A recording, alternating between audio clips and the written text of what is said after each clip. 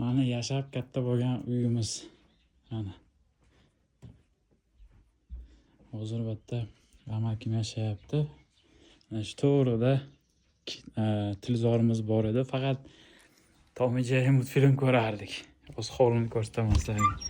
Hovli вообще dahshat. Mana hovlimiz. Bu eski hovlimiz. Bu yerga hozir stroyka qurilyapti. Stroyka katta uy bo'ladi, xudo xolasa. Mana shu uyda katta bo'lganmiz biz.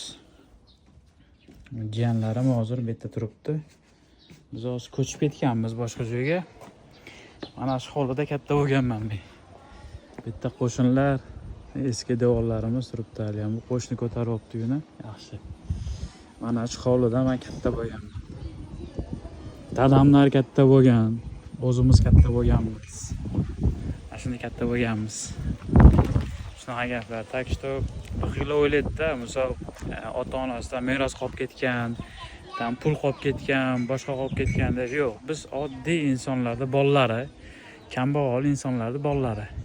Shu Moskvaga borib, ishlab, harakat qilib, azonda valberistni o'rganib, o'zimizni biznesimizni qurgan insonlarimiz. Hech qanaqa kamchilik joylaring yo'q do'stlar. Tak что gazini bosinglar. Mana men o'zimda yashagan joylarni ko'rsatyapman.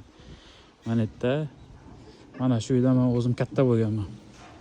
Hozir ancha o'zgarishlar bor. Bu tarafga mana stroyga ketyapti.